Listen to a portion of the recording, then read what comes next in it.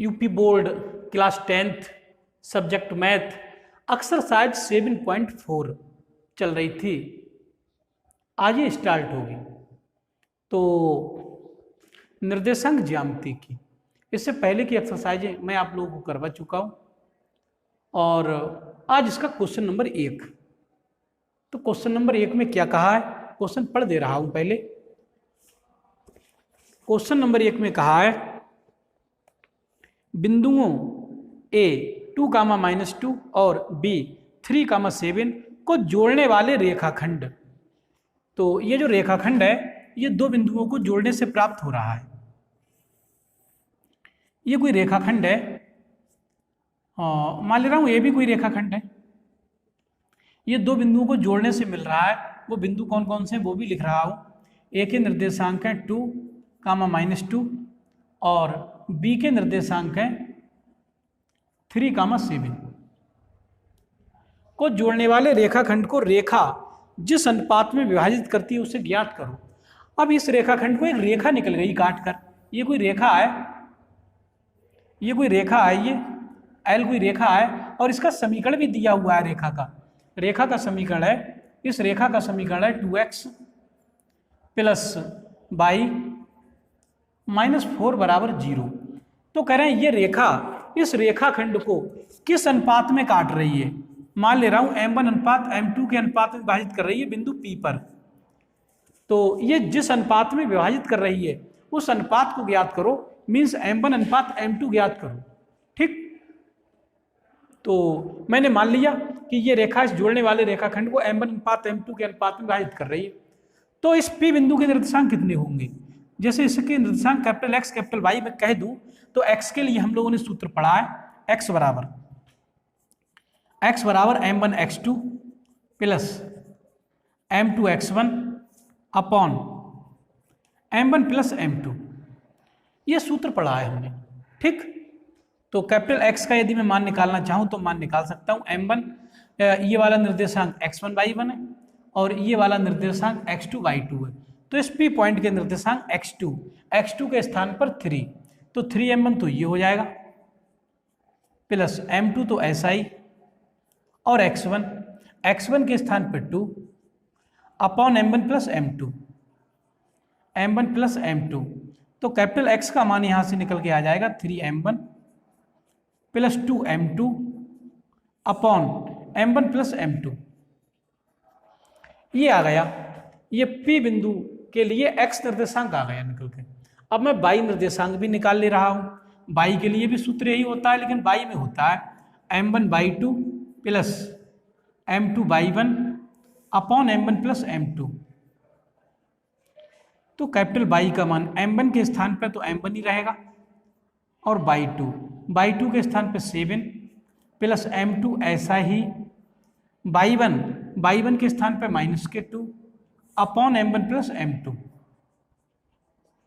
तो यहां से Y का मान आ जाएगा निकल के Y 7m1 -2m2 बटे m1 +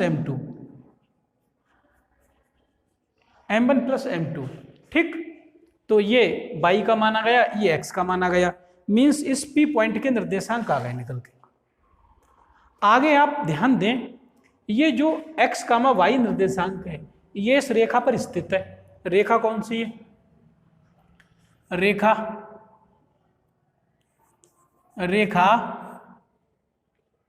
2x + y -4 = 0 पर बिंदु P स्थित है। तो ये जो बिंदु P है जिसके निर्देशांक X, Y है, ये कौन सी रेखा पर है, ये L रेखा पर है। ये है तो ए भी रेखाखंड पर भी, लेकिन ये L रेखा पर भी तो है ये बिंदु। तो ये बिंदु इसे संतुष्ट करेगा, क्योंकि ये जो रेखा है, ये जो रेलगाड़ी है वो इस बिंदु से पास हो रही ना। और ये रेलगाड़ी अगर इस स्टेशन से पास हो रही है और इस स्टेशन पर 2 यात्री बैठे हुए हैं, ये तो बताओ क्या ये यात्री इस रेलगाड़ी में जो ये जा रही है क्या इसमें नहीं बैठेंगे। ये इसीलिए आए हैं यहाँ पर बैठने के लिए। तो ये दोनों दोनों यात्री किस में बैठेंगे, इस रेलगाड़ी में, ये जो रेलगाड़ी जा रही है, ये रेलगाड़ी जा रही है, इसमें बैठेंगे ये दोनों बिंदु। ठीक, तो x के स्थान पर x बैठेगा और y के स्थान पर y बैठेगा, बात साफ है, इसीलिए यहां पर है ये। तो ये दोनों इसी में रेलगाड़ी में बिठा दे रहा हूं, तो वही लिख रहा हूं बिंदु P स्थित है। जब बिंदु P इस रेलगाड़ी पर स्थित है, मीन्स इस रेखा पर स्थित है, तो ये निर्देशांक इसे संतुष्ट करेंगे। फिर 2x के स्थान पर x बैठेगा, कैपिटल X, ये कैपिटल X है, कहीं मल्टीपल का चिन्ह समझो, प्लस y के स्थान पर y निर्देशांक बैठेगा, ये कैपिटल Y, और -4 है ये इधर कर दे रहा हूं, तो ये प्लस के 4 हो जाएंगे। अब x और y दोनों के मान उठा के रख दे रहा हूं। x का मान देख रहे हो आप, x12, तो ऐसे ही x का मान लिखा हुआ है 3m1 + 2m2 बटे m1 + m2 और प्लस y निर्देशांक कितना है, y ये है 7m1 - 2m2 upon m1 + m2 और बराबर ये 4 है। ठीक, तो इसे तो मिटा दे रहा।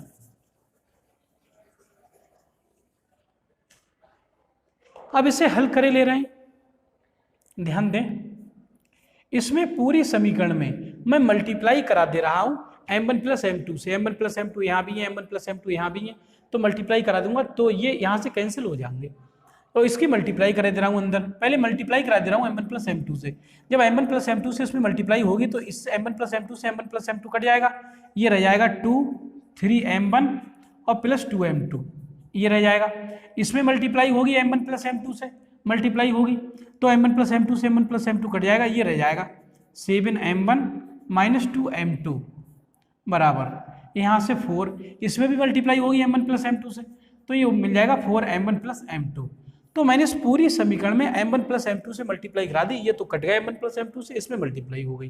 ठीक, अब यहाँ से मल्टीप्लाई इसके अंदर 2 3 6m1 तो ये मिलेंगे, प्लस 2 दूनी 4m2 मिलेंगे, प्लस यहाँ से 7m1 है ही, माइनस के 2m2 है ही, बराबर इस साइड में 4m1 और प्लस 4m2 आ गए, तो 6m1 ये और 7m1 ये, तो 7 और 6 मिलकर 13m1 हो जाएंगे, ये हो जाएंगे 13m1, और 4m2 में से 2m2 ये घट जाएंगे, तो प्लस के 2m2 तो रह ही जाएंगे, और ये भी इधर ले आए 4m1, तो 4m1 इधर आके माइनस के हो गए, ये 4m2 इधर आ जाएंगे, तो 4m2 भी माइनस के हो जाएंगे, बराबर 0।